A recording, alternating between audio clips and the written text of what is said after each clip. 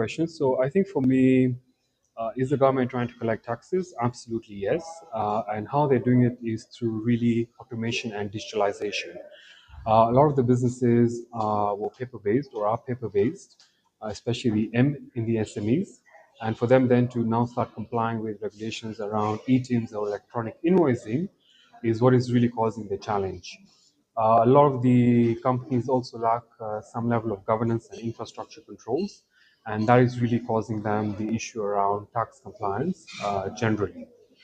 Uh, do I see them surviving? Absolutely. Remember, businesses also evolve. If you remember the time of the pandemic, when we had COVID, a lot of the businesses even shifted their core operations to then manufacturing masks. So it's similar to how the tax regime is working. When we have changes in any legislation or changes in the way we are collecting taxes, businesses will evolve to then meet the new requirements. In terms of how they will survive, I think for me, it is important that all businesses then onboard e-TIMS or electronic invoicing. Two things happen. One, the Revenue Authority also expand the tax base. And the challenge is that you recall that we've always said that the government is focused on formal sector. People who have pins, people who are paying their taxes, but the informal sector is also billions of dollars, not just shillings. So I think for me, moving with technology is the only way we will expand the tax base and also try and collect additional revenue. In terms of unpredictability, so Kenya actually have a policy, the national tax policy. That's a policy we have been saying, or it should have been implemented. I've been doing tax for a number of decades. It was finally implemented. And there's some really good provisions in the national tax policy, including trying to reduce some of the tax rates.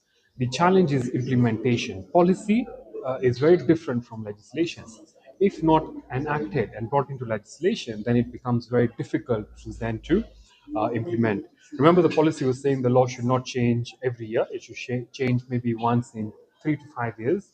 That in itself has not yet happened. So when we actually get to that level of implementation of the national tax policy, then for sure, I think we'll be in a better space in terms of collection. Again, there's been a lot of education by the Revenue Authority. What I mean by this is that they've gone to the grassroots to explain this is how tax is meant to be collected. Has it been very effective? I would think there is a level that it has been successful, but a lot is yet to be desired.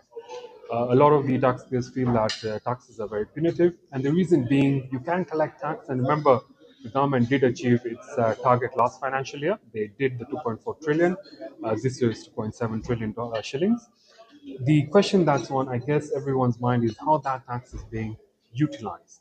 So the utilization, the accountability, once that becomes transparent and you should be able to see through healthcare, through the roads and infrastructure, then I guess the confidence of paying the tax becomes a bit easier. At the moment, I can assure you a lot of businesses see this as punitive because they are now grappling between the taxes that they need to pay and driving their businesses. In terms of AI and how accounting professionals have adopted, I think there's been a lot of learnings. ACC itself has a number of courses in terms of being ready, being future ready. I think for me, it's not future; it's the present ready. So in terms of upskilling and capabilities, that has been done. It's been rolled out severally. The challenge is obviously the implementation. Access to certain tools and the technologies can be expensive. And until the pricing doesn't come down, then I think use might also be a bit of a challenge. Remember, AI is not a new thing. I think it's been here since the 1930s or 1940s. It is just now that we're giving it a lot of importance because we're doing things differently. Is it a threat to accountants? Absolutely not.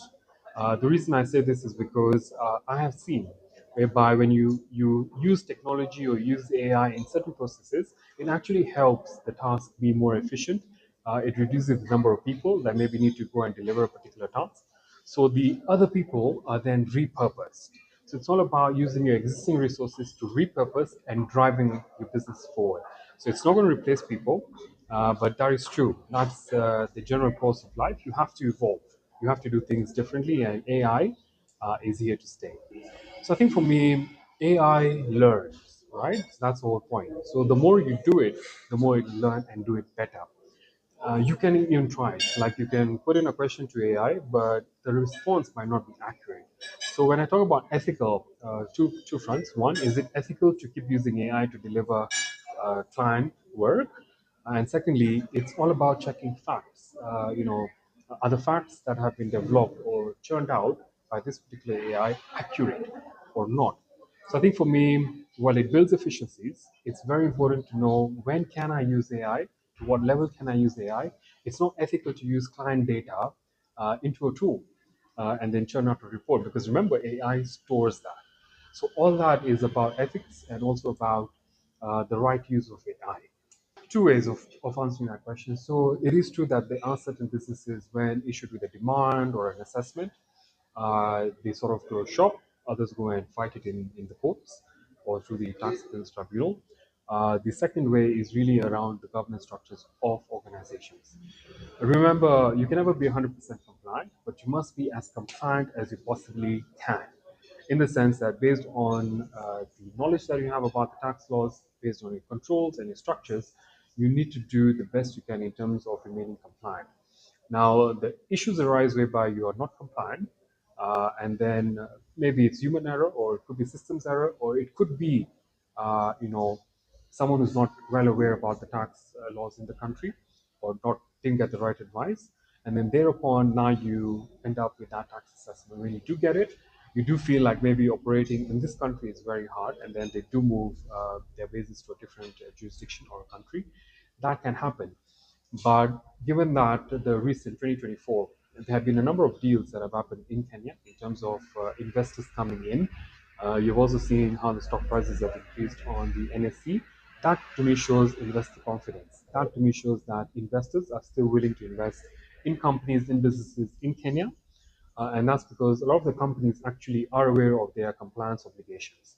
Remember, I said knowledge is power, and lack of it is also, results to that non-compliance. So as long as you are aware about what's required of you and from you, then you can remain compliant and you can continue working in the country. But the flip side, I said, the second point is that a lot of businesses find operating, maybe moving their holding companies out of Kenya because of more efficiency or tax structuring possibilities. That too can happen, but not necessarily shift out because of the adverse tax, rates or charges. Thank you.